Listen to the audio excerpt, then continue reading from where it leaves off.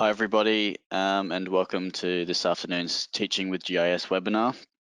As I said, welcome to today's Teaching with GIS webinar series, and I've just noticed how good I've got a typo in the first sentence of my webinar presentation, but that's all right.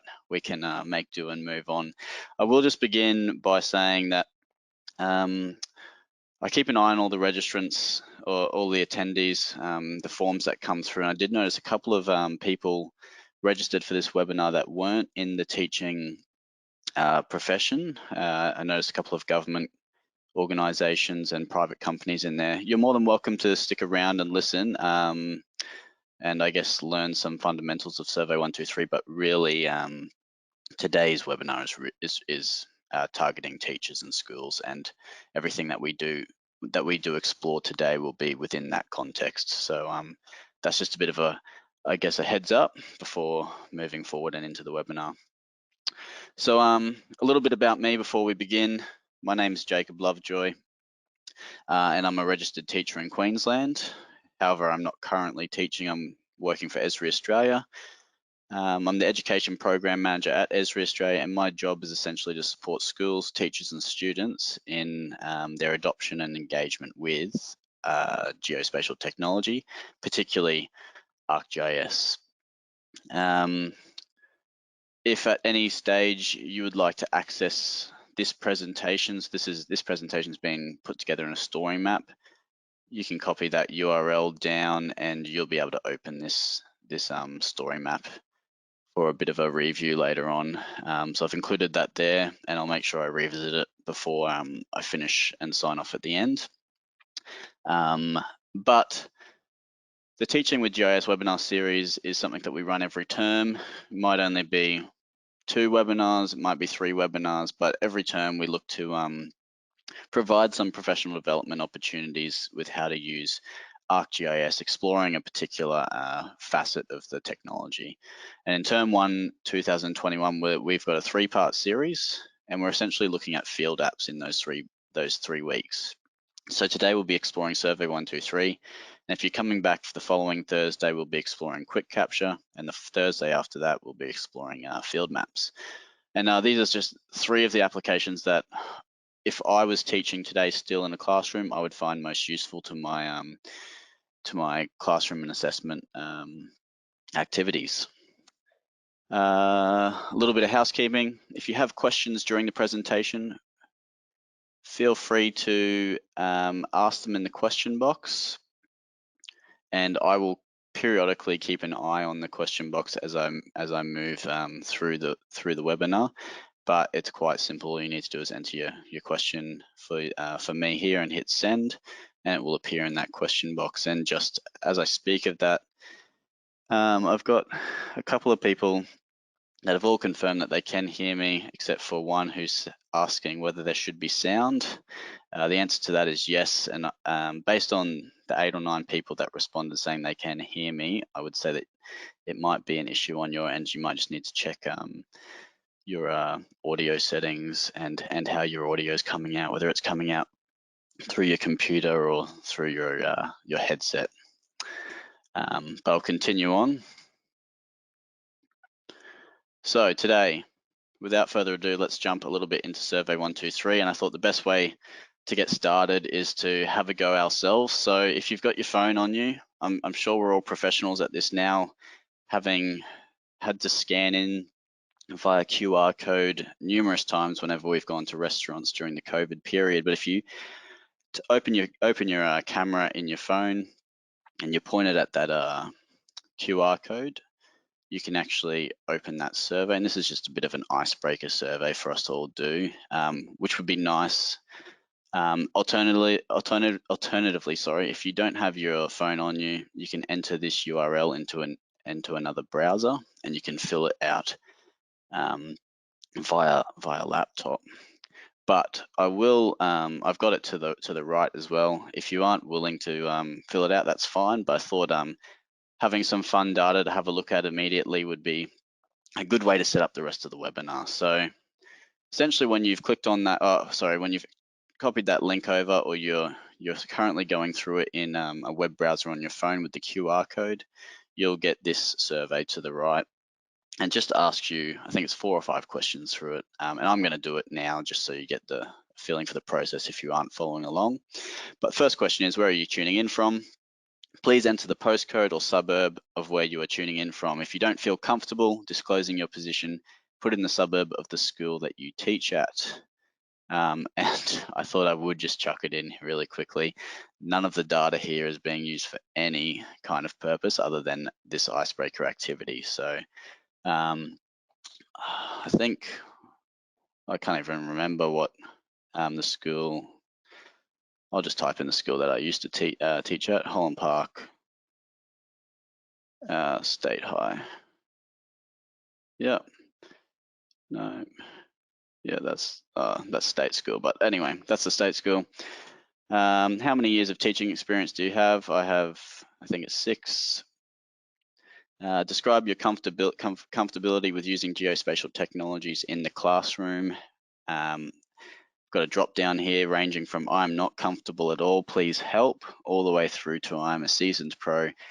You could probably teach me a thing or two. I'm not going to click on that one. I might click on this one, and I hope that I would sit at that level. Ice cream is pretty darn good. Somewhere on the Likert scale. How do you agree with this statement, or do you agree with this statement? I'm going to hit agree. And how many pets do you have? I just want to specify, please enter a whole number. Your 3-legged dog still counts as 1 and not 0.75. And you're just going to hit submit for me. All right. Great, your data was sent through successfully, thanks. I might need to refresh, but hopefully this map that I've put in here will begin to be a little bit populated. I will refresh my survey. But if some of us have filled in our data, awesome. We've got some data to play with. I'm going to turn off the layers and we're going to start with how many years of teaching experience do you have? So if I click on the little, I guess, drop down button near here, I've set up a bit of a legend. It's great to see, well, I mean, hopefully we've got people from everywhere, but it's great to see that we definitely looks like we've hit all the major cities of Australia except for poor old Tasmania. If I scroll in to Sydney, for instance, we can see I got to get pretty local. Looks like there's a couple of people potentially in a particular area. That's all right. Or maybe it's just, oh, actually that's the locational data behind the color, but I'll scroll back out a bit. So in this area, we've got 16 to 20 years. Well done. 21 years. We go up to Brisbane. One of these will be me in Brisbane, but less than 5 years. So we've got a range of teaching experience brackets here, pretty much all of them, which is awesome. If I turn that layer off and I'll turn this one on, I'll shut the legend down. How comfortable are you with using GIS in the classroom? Again, I've got my color code there. If I scroll back in, I can start to see those results. I should mention that if I click on a result, I can actually see the rest of the answers to that survey too, not just the question that we've selected. But not seeing, oh, there are a couple of seasoned pros based on these colors. So get in contact with me, teach me what you know. Ice cream, it's pretty good. I see blues, I see a neutral, and I see a strongly disagree, which is, I can understand the neutral down here. You know, Victoria can be a bit cold. Maybe ice cream's not the best all year round. This one's a bit of an outlier, I guess. Cairns, it's hot. Surely the ice cream's coming in good up there. But interesting. And lastly, how many pets do you own? So this one's a bit of a proportional sizes, but we've got, you know, some people with 4 or more pets. But it looks like we mostly average around 1 to 2, I would say.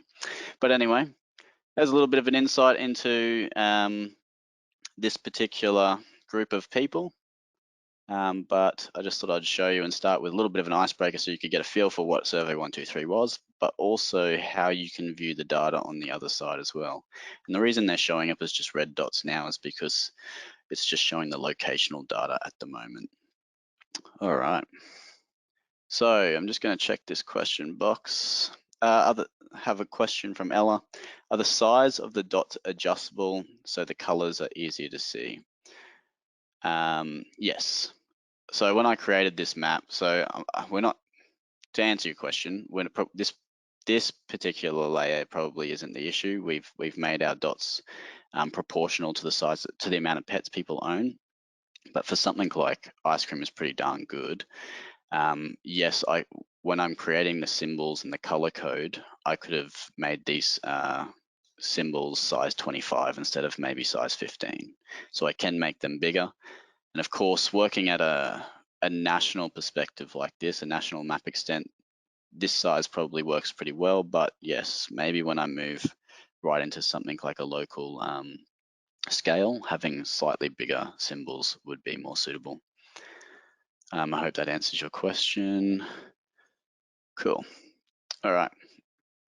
So a little bit of an overview of Survey123 now that we've had a little bit of a play. Hopefully you've realized, and some of this is a bit more easy to follow now, but it's a form-based data collection tool. And it's designed for use in the field. So right now that was a really, really basic example, but picture your year 7s through to your year 12s. There's no reason you can't be using it at a primary school level if you're a primary school teacher, but getting them out into the field, whether that's the school grounds or a local waterway, for instance, it's for collecting that data in the field. The forms themselves are really easy to build and they're easy to use, as testified by a lot of you. And it's really a process of following the bouncing ball. Essentially, when you're creating it, it's add a question, populate the question, add the next question, populate the question. It's really, follow the bouncing ball along the path, and you can't really go wrong. How do you create the surveys? You create them on a computer or a laptop, and then it gives you, once you've published it, the option to share it via a URL or a QR code. And there is the ability, Survey123 does have a mobile phone or a tablet application. So you can actually download the app onto a phone or an iPad and collect data that way, even if you aren't connected to the internet, which is awesome. You can actually download the survey onto the field app on the phone and then go out into the field and collect the data. And then once you're back into a place with mobile internet connection, it'll upload that data when you reopen the app. So really good. You don't need to be worried about the internet connection or the mobile data getting in the way of collecting reliable data. Question, can you create it from an iPad or just use the pre-created survey on an iPad? No, yeah, you need to really create it using the laptop or a computer, and then you can share it to the application itself. But this is really Survey123's design. The designing process happens on the computer or happens on the laptop, and the collection process can happen either via laptop or mobile device. So why use Survey123? It allows data to be mapped to a location. So I know that SurveyMonkey is something that we often use in classes at school, but I guess the downfall of something like SurveyMonkey is it doesn't have that geotagging ability. So by using Survey123, we can start off with this map-based question, as we can see in the image, that allows all of that data that we collect to be geotagged to that location. It's a great tool to use for student buy-in, predominantly because it's connected to their world. The world's becoming an increasingly technological place. The jobs that they're going to have are going to be radically different to the way we were trained at university. So it's about essentially setting them up for success in the future. It's interactive and it's exciting. Hopefully you got that a little bit out of our little icebreaker survey and looking through the data. And I put this one last on purpose, but the Australian curriculum in year 7 to 10 definitely mandates the use of geospatial technologies, and I know that the senior syllabuses, they actually get marked on it in their ISMGs or their criteria sheets. So the reason I put this one as last is because I know that that's not often the most motivating factor to get teachers to do something. Just because we're told to do it doesn't mean we want to do it.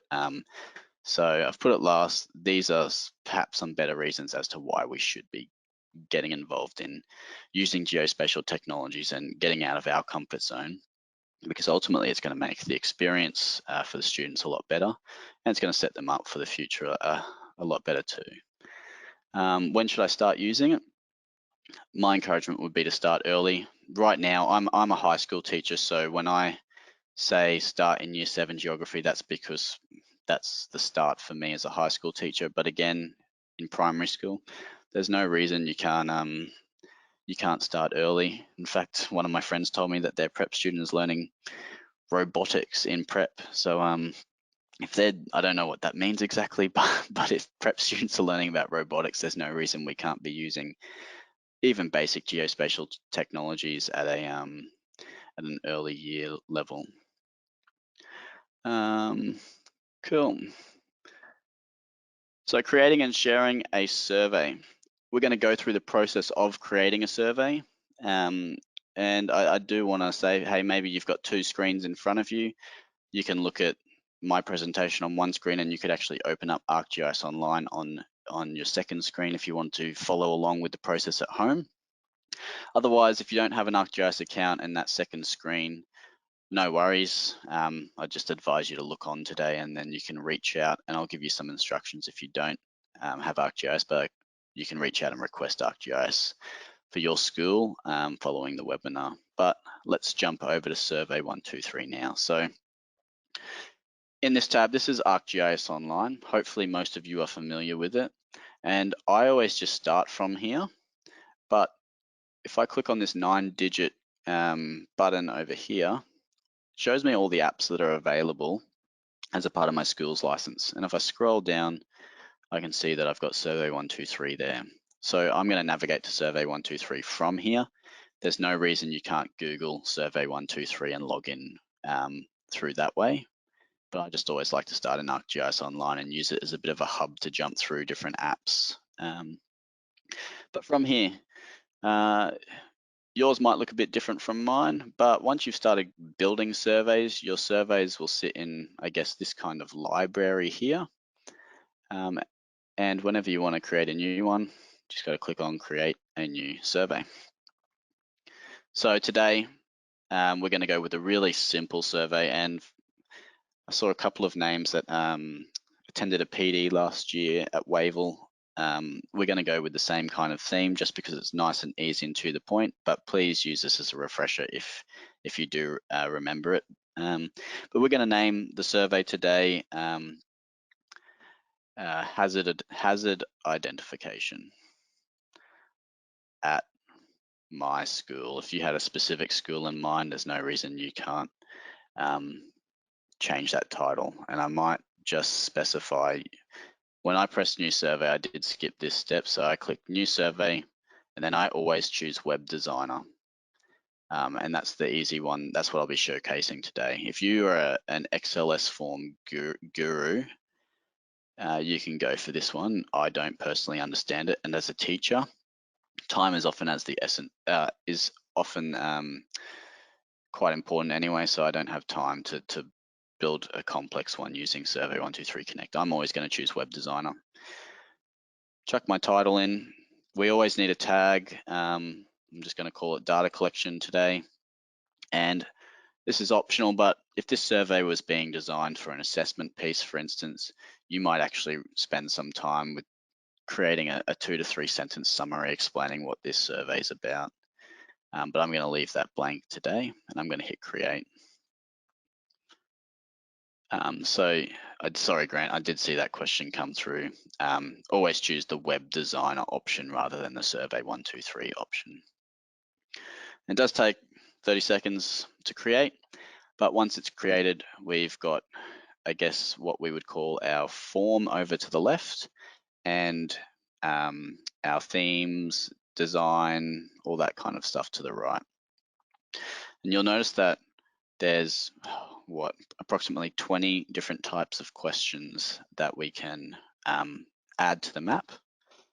I always like to start off with the map question because I like to geotag my responses. So I can either click and drag it in, or you can simply click on the question type you like to add it to the map. And you'll know that it swaps on the right hand side, it swaps from add to edit once I've added a question in.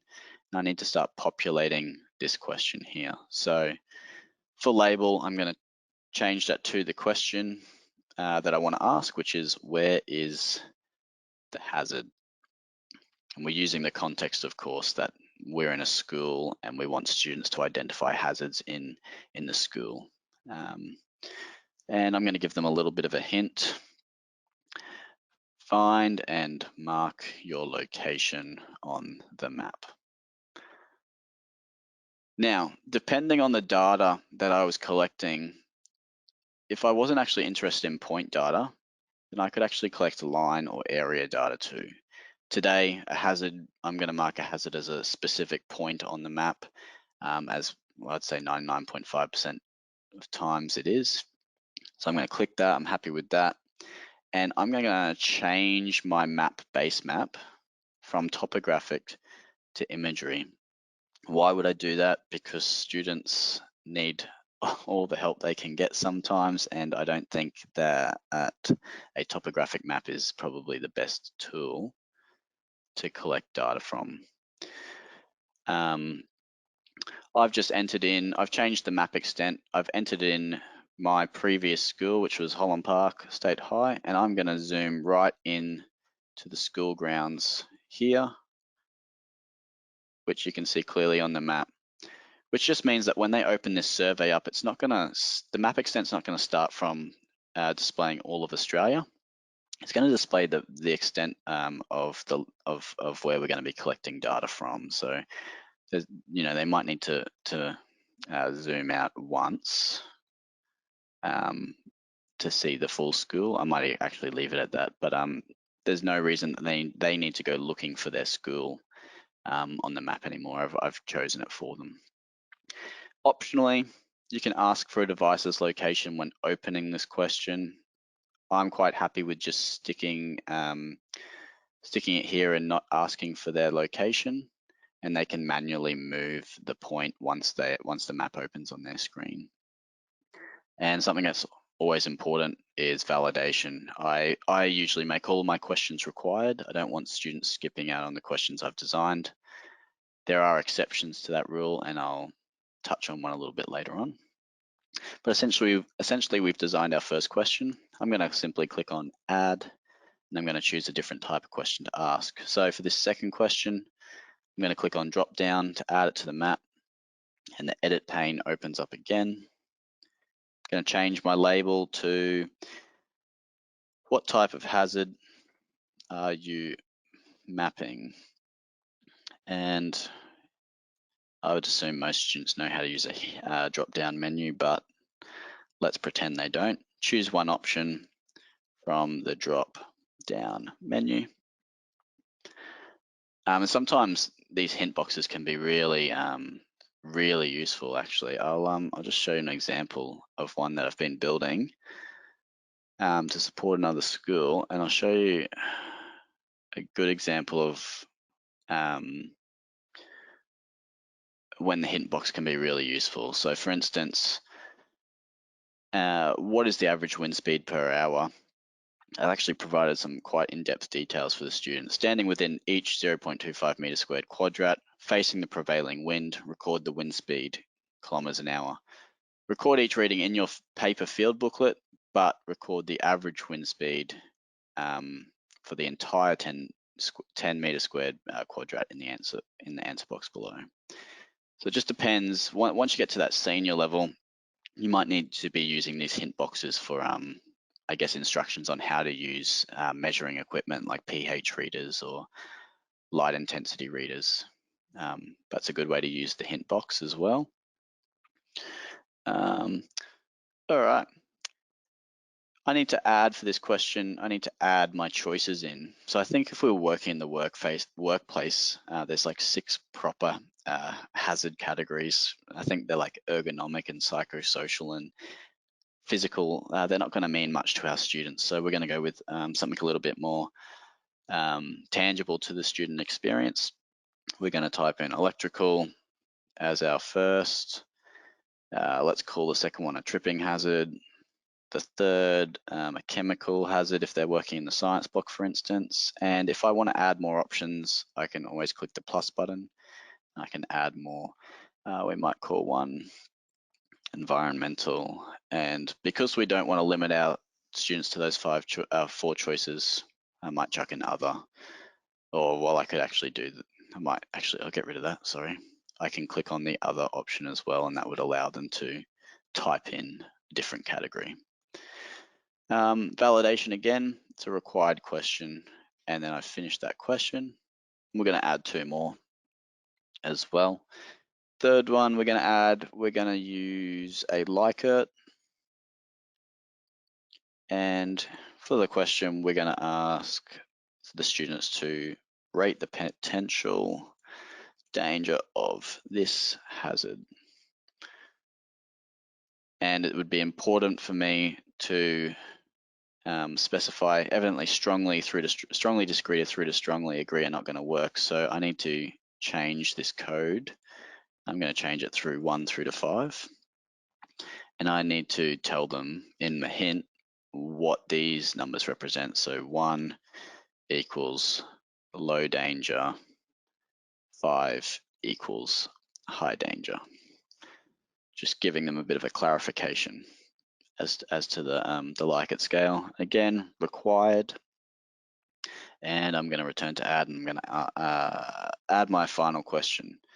And today I'm going to add an image question as well. And if I scroll back up, label, I want students to take a photo of the hazard that they found on the school property. So take a photo of this hazard. I mean, let's face it, students are experts at taking photos, particularly of themselves. So I'm going to leave the hint box blank this time.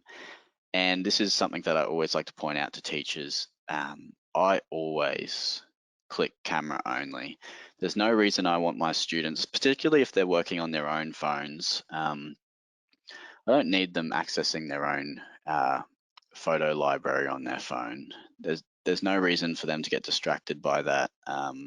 So I always just click camera only, which means that when they essentially click take a photo on the form, it would just open up the camera view straight away. Then they press the click button, takes that photo, and it returns to the form straight away. So I always click camera only. At a senior level, you know, maybe you give them this privilege and you trust them with it, but it's up to you.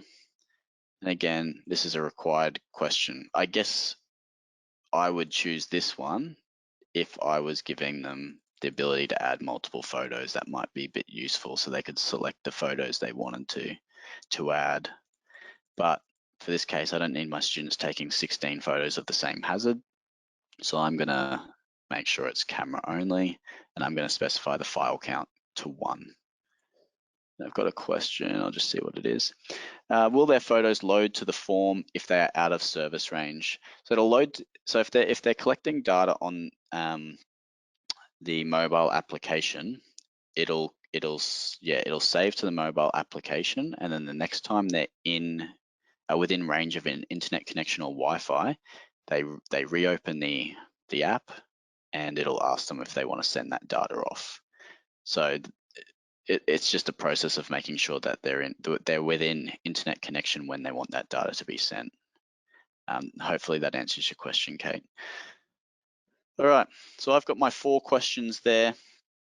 I could make another couple of changes to my survey if I wanted to. I could actually enter a description for the survey that appears at the top. I might just get rid of it so it's blank, and it says it's blank here, and gives me some instructions. You may want to hide this from the appearance tab. So if I head over to the appearance tab, I can actually turn the survey description off, as well as the header and the footer. I might leave them. I know whilst we're here, I'll show you, but again, time is most often precious as teachers, and I don't have time to make my survey look overly pretty, but you can spend time making it a bit more appealing if you want. I guess if you're going to the beach, you might want a nice beach background, but I usually just leave it as it is and go from there. But once I'm happy with my survey, it's essentially ready to save and publish. And my encouragement would be to save regularly. I know that a lot of us work in state schools where the internet has a tendency to sometimes just drop out for no reason. So it's important to save your work fairly relatively, especially if you're building a more complex survey. The good thing about the survey itself is if I'm not happy with my question order, I can always just simply click and drag the order as well. So sometimes I know some teachers just like to build out all their questions and then they work out the order later. I like to write all my questions down on a piece of paper or on a Word document, and then once I'm happy with the order, bring them in, but it's up to you as well. There are some, I guess, advanced settings as well. So you can actually set some rules too. So for example, if I click on this set rule button, if it tells me, it allows you to set a rule as the survey creator. But if a student was to select electrical, I could actually send them to a specific question. I would need a question that would be suitable for that. But I might give you an example. Let's just add another question.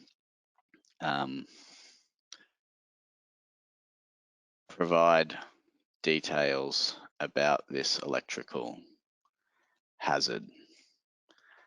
So that's a question. I don't really want every student seeing that. I only want them to see it if they've answered it's an electrical hazard to question 2. So I'm actually going to click back up on question 2. I'm going to set a rule. If they answer with electrical, then they will see question 3, provide details about this electrical hazard. So this only appears, question 3 only appears if they've selected the appropriate answer in the question before that. Yes, Brett, I will. Give me a sec. I'll get through this and I'll explore the Redland survey. Again, something that has been a bit of an experiment over the last week or so, trying to get it right. But I'll go through that in a bit more detail in a second. I'm going to delete question 3 for today, and I'm going to hit save. And then before you can share your survey, you need to publish it. So clicking publish and then publish again. It'll sometimes ask you whether you want to modify your schema. I've never once modified my schema. I don't understand. It's where that XLS experience comes in again, and I'm not trained for that, so I don't touch it. And there's no reason that you need to touch it either. But it does take a minute or so to publish a survey, and I guess the bigger the survey as well, the longer it can take to publish too. But if there are any questions while we're waiting for this publishing process, feel free to ask them. Otherwise, there we go. The survey has been published. Now you can access the survey link. So this link appears, this link icon appears, and you can distribute it to your end users, which are the students.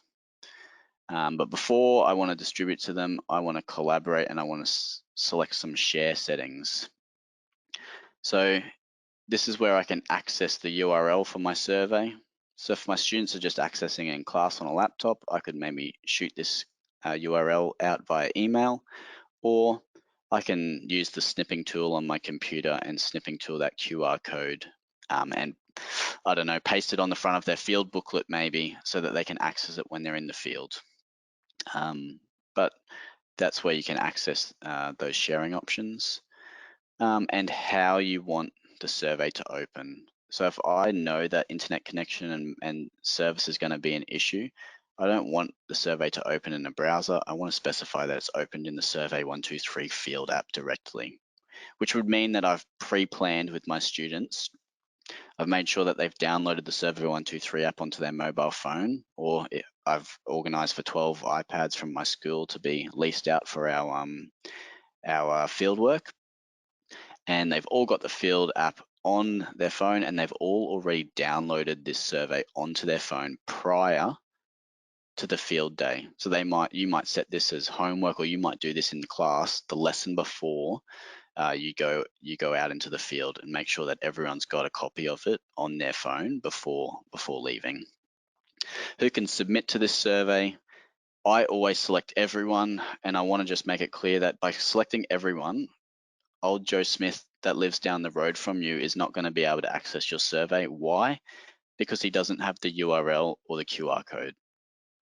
I select everyone because it means my students don't have to log into their Arcgis accounts to fill out the survey.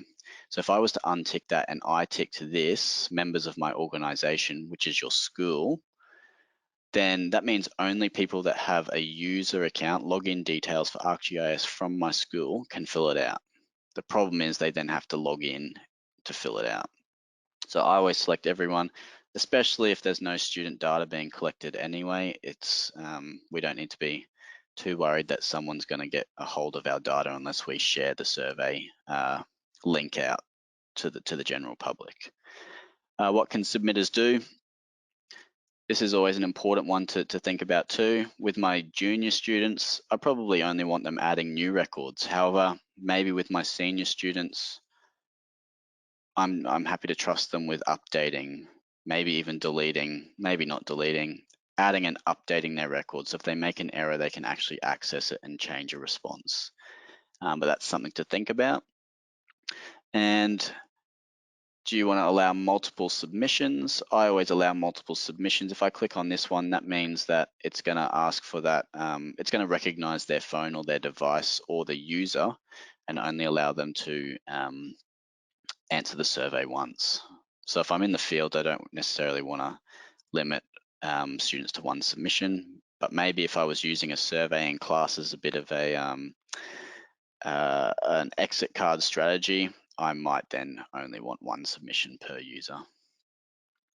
And then, hey, if you don't want your students getting into the survey early, you can always close it and then just open it on the day before or the day of your field work as well, or you can even schedule when your survey is open and closed.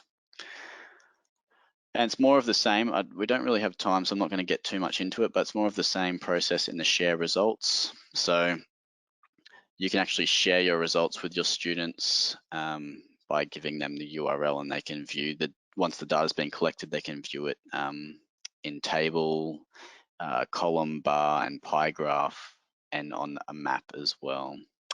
So it's about setting those settings too. That's always important. After you've designed it and published it, you need to make sure you go back and collaborate too. And I'll show you really quickly. I will get to the Redlands one in a second, but I'll show you. This is one that we did do with Brett at Wavell State High at the end of last year. But got some of the teachers there. I think there were a couple of student helpers that went out, and I got them to collect some data around Wavell State High for identifying some hazards, sorry. And you'll notice that I've got my 3 questions here. What kind of hazard are you mapping? The first question was the map question, and it doesn't show because we can actually see it on a map here. But what kind of hazards are you mapping?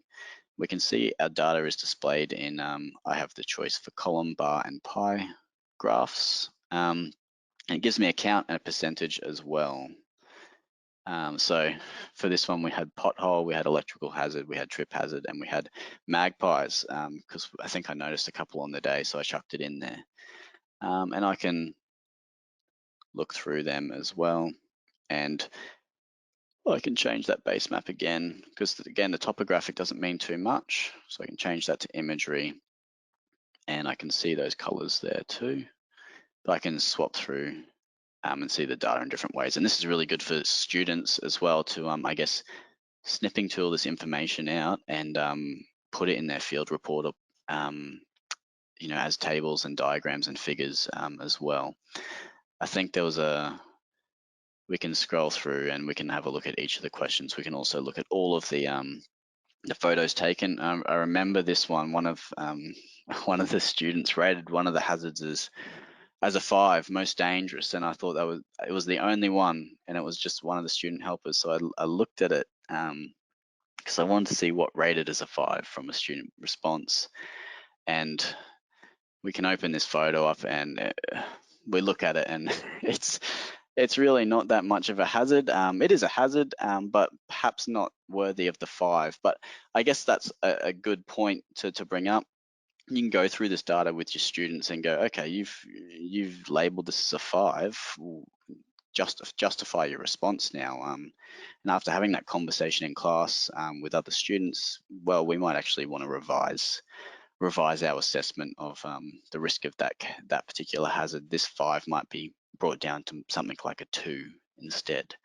But you can see all of that data. So you can see the tables in Analyze, and then I could actually see the data for every question by clicking on Data, and it shows me every entry with the questions at the top as well. And I can click on, if I click on one, it highlights it on the map for me, and I can read the rest of the questions there as well.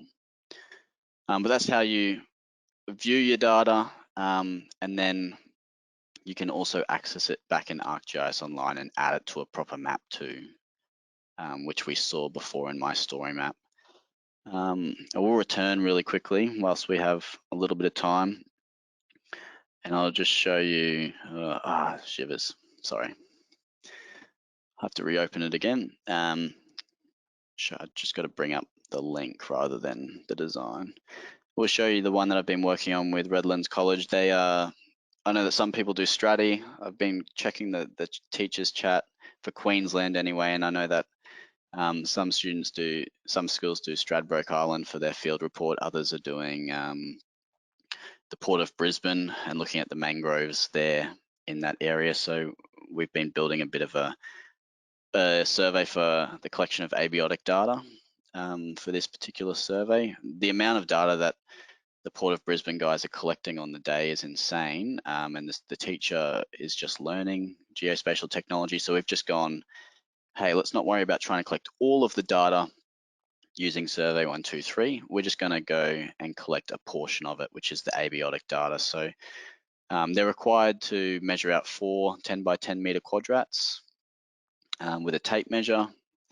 And so I'm assuming they're going to be working in pairs, but while one student measures it out, I'm going to get another student to essentially walk the perimeter of that quadrat to essentially create an area for that quadrat, which will appear on a map.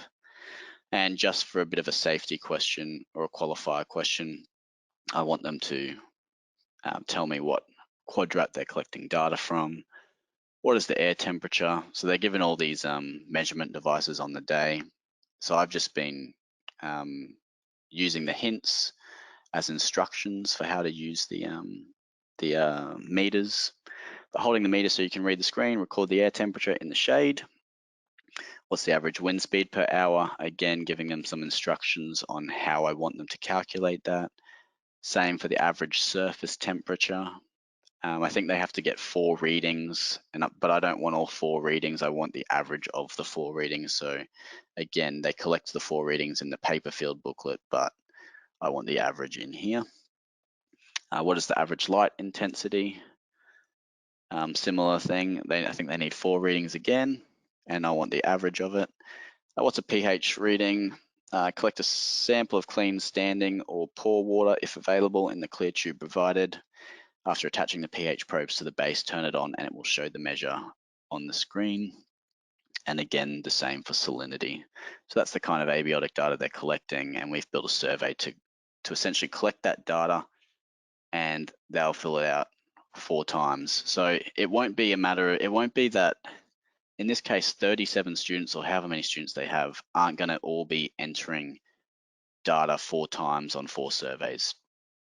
The teacher is going to assign probably 2s or 3s to work together to collect data for one survey. So they're only going to enter data for this survey 4 times, once for each quadrat, and then that data can be disseminated on Arcgis online, and all students can create an independent map that shares that same data. So they can still display the creation of cartographic forms of data. Got a question here. Again, I'm just trying to make the question box bigger so I can see. What's the benefit of using Survey123 versus creating feature layers for collector for Arcgis?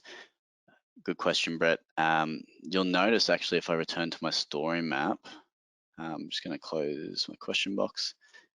You'll notice that in this field application, this webinar series, I've left collector off the app. It's being replaced by field maps, which essentially combines the use of Survey123 and combines the use of a form and a map into the one application, which is going to be awesome. So collector for Arcgis is out the doors soon. You can still use it, but it's being replaced by the bigger and better brother, field maps. So you'll have to hang around for week 3 of that to find out. But why would I use Survey123 over collector? I think it comes back to the type of data you're collecting and how comfortable you are with Arcgis and geospatial technologies. I think Survey123 is a really great place to start for teachers that may not be completely comfortable with how to use Arcgis or geospatial technologies. It's quite a simple process to follow and quite a simple process to collect data, especially in the younger grades, year 7s through to 9. You know, the types of data you're collecting shouldn't be overly complicated, that you will be able to get away with using Survey123. But I do agree,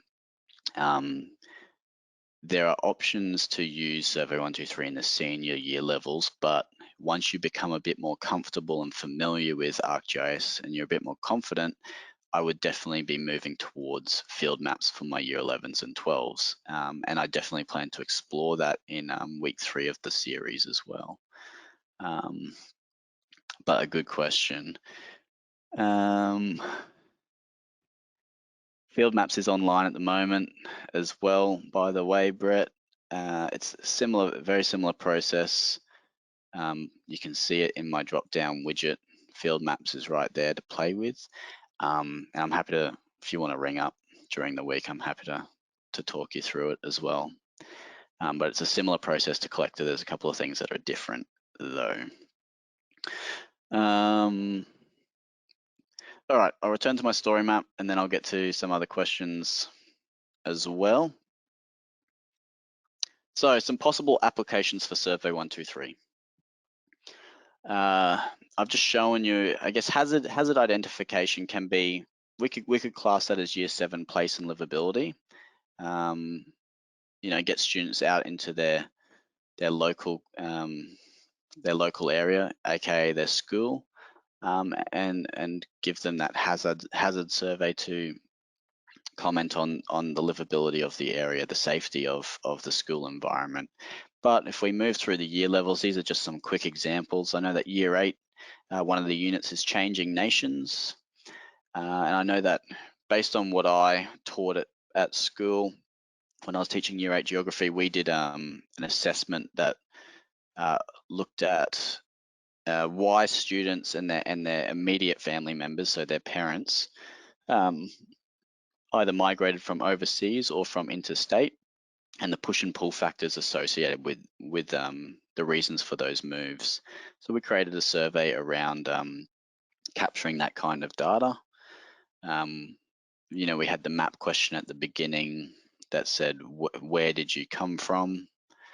Or what country, or what city did you come from? And then we had, you know, questions like, why did you move to Brisbane? What were the three largest pull factors for your reason to for your migration to Brisbane, and what were the 3 largest push factors for your reason for leaving your your home country or your home city. So you can build surveys around that. Year 9, geographies of interconnections. Build a survey for your students to explore and map the transportation services and options in their local area. It might be just a homework task. You get students to go and map bus stops or train stops around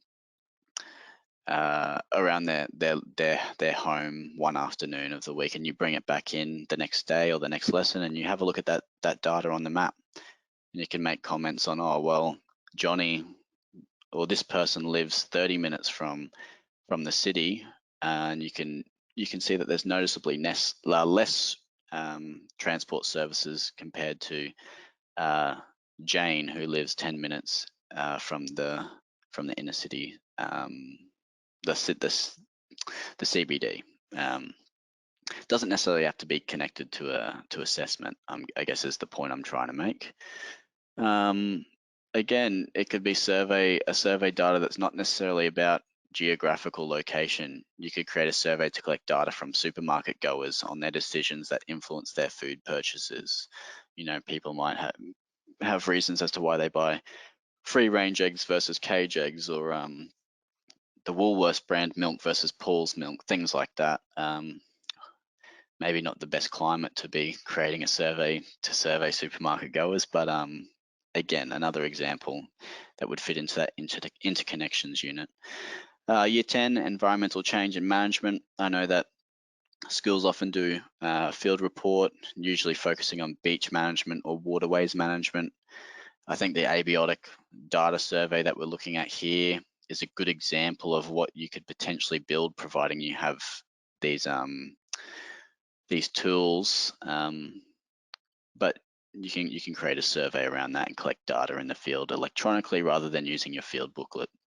And it might be that you approach it with a bit of a hybrid mindset, where you collect some data on paper and then other data on a digital device instead.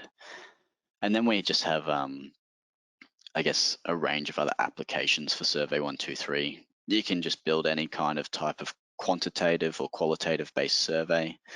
You can create pulse surveys to check how your students are traveling in class. An example of that would be an exit card. And you know, I know students often write on an exit card, and teachers collect it on the way out the door. We'll get them to fill out 4 or 5 questions about the lesson you just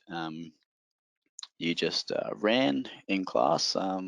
Bit of a knowledge check, bit of a pulse check, and you can just view all of those responses the same way on Survey123 by going through that data tab. And sometimes they can just be fun. You know, ice cream is pretty darn good. How many pets do you own? Sometimes it's just a nice little bit of a fun way to break the monotony of classroom lesson. But that's just some of the possible applications. I do note that we've got about 5 minutes left, so we will go to question and answer time. And this is where I just remind you that to submit a question, simply use that GoToWebinar box and hit send. Whilst I'm waiting for some questions to come through, I will just point out our esriaustralia.com GIS for Schools website. And if I visit that, you've got learning materials. There's about 100 learning materials, most of them focused on geography and history because that's my area and my predecessor's area, but also the professional development tab where, hey, I'm never going to remember all these things that Jake's just talked about with Survey123. Great thing is we can scroll down and you can actually go through that process again, creating and designing a survey and then analyzing them there. So there's a couple of video tutorials, or if you prefer to work through the old PDF method, which is the way I do because I can't stand playing and pausing. That information's right there for you, and I'd encourage you to bookmark it as well. Otherwise, I'll get through some questions. When is, again from Brett, when is collector offline? You don't need to worry about it. You've got, I think it's like 2 or 3 years still. There's always like a 3-year process of taking something offline. The thing that will be most notable, I guess, is that updates to collector will essentially stop. They'll maintain it so that you can continue to use it, but there's not going to be any new updates or new features to collector now that field maps is there. A lot of the effort that the product team, the ones that design the apps, it's all going to go into updating and strengthening the field maps application instead. From Cameron, do you have any example surveys we could see for beach management? I actually don't, but I'd love to talk about it further. If you're having some trouble framing the way you want your survey to look, or you need someone to bounce your ideas off, feel free to reach out via email, education@esriaustralia.com.au, and I'll give you my contact details, my phone number, my work phone number, that is, and we can definitely work out a time to talk about it. Maybe set up a Teams or a Zoom meeting, and we can design that together. But I don't have one yet, and the reason I don't have a beach management survey as an example is because I'm still waiting for the time when a teacher asks me for some help, because then I'll get a copy of the assessment task, and that assessment task will help me with the assessment task in the field booklet will help me create that survey. So that's probably what I'm needing. How do you add, next question, sorry. How do you add more choices within the one question under multiple choice? All right, so if we go, just open this one up again. If I click on the multiple choice question, I'm not going to bother populating it with a label, but essentially, let's pretend it's a fast food question. I don't know what it is, but Macca's, Red Rooster, HJ's, and if I want to add another question, it's just about clicking on that plus icon next to the choices that I'm adding, and I can add in KFC and fish and chips, and I could essentially go forever if I wanted to. But it's just a matter of hitting that plus button next to the choices there. Ella, can students create their own surveys? Absolutely, yes they can. It's through the same process. So they would log into their Arcgis online account, and they would navigate to Survey123, and they could create their own survey. I will mention that you just need to be mindful with how you want the data to look at the end. If you have if you want your map to look really powerful and dynamic, and I'll scroll back up to this example here. I'll turn off some of these layers. But we want our map to look a bit more powerful with the data. If I've only got one student, if I've got 30 students creating 30 separate surveys, each student will only have their own data collection on there. So you won't have the benefit of having Brad's and of having Cam's and of having Jane's data. You will only have the data that you've collected. So yes, they could go and interview 30 people and they would have 30 sets of data, but they're not going to have other students' data in that survey. So that's just something to be aware of,